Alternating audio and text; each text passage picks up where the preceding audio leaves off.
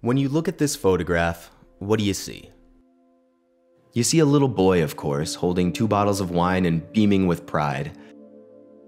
There's these girls behind him, out of focus, grinning and giggling, maybe at his proud strut, maybe at the photographer, maybe at something that we don't see.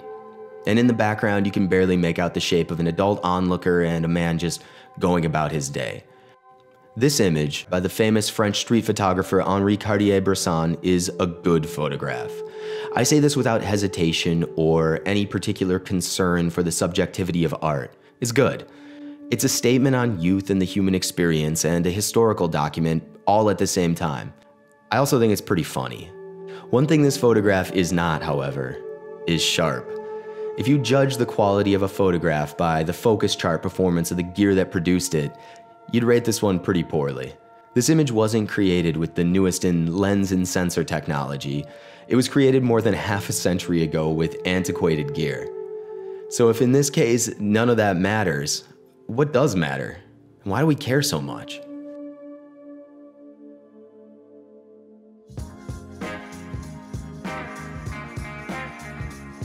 Sharpness is a bourgeois concept. This is probably Cartier-Bresson's most famous quote, and quite possibly the best thing I've ever read regarding photography. In the process of creating these videos, I've done lots of digging for photography quotes, and most of them are meaningless pablum. This one, on the other hand, is perfect. It's incisive, it's hilarious, and it's true. Obviously, this is not to say that sharpness never matters. Nobody wants to look at images that are clearly out of focus, and there are situations where those focus charts and DxO mark ratings matter to one extent or another. The point is that those situations don't apply to most of us very often. When I think of the best photographs I've seen, and the best photographs I've taken, I think of subject, composition, and mood. Are you an architectural photographer or a photojournalist? Great, this doesn't apply to you. Are you just trying to create beautiful images? Then stop worrying so much and start making them. I'm often shocked when photographs I worry aren't perfect enough to see the light of day are the ones that people respond to most strongly. It's entirely possible to lose the forest for the trees in the white noise of the online photography community. In fact, there is an entire industry created to convince you that unless you create perfectly pristine images with the newest, greatest technology, you're wasting your time.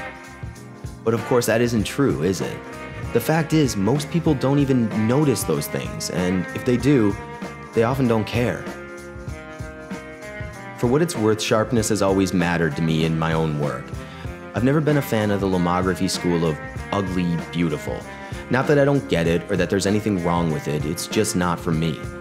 If you want a double exposed, cross-processed, expired film, God bless you, do it to your heart's content. It's just not my scene. For this reason, I eschewed 35mm film for the longest time. I worried about the low resolution, about the grain. Recently though, I've been shooting it more and I've realized that the grain and the low resolution, they can be the point. Imperfection is sometimes infinitely more interesting and beautiful than the alternative. If I had to boil down my opinion on this to as concise of a point as I can, I'd say this. I think the current obsession with clinical, perfectly captured images is a detriment to our growth as artists. I think it emphasizes the wrong aspects of photography, and it incentivizes a sort of misguided obsession with pixel peeping and numbers. So does sharpness matter?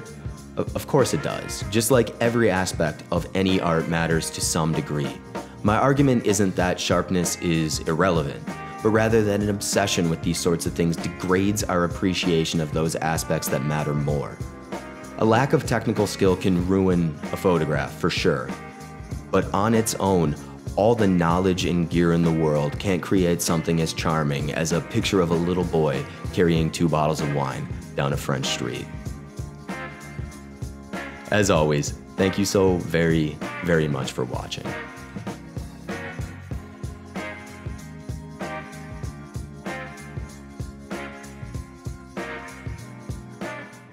So what do you think? Does sharpness matter? Hopefully I expressed myself clearly enough.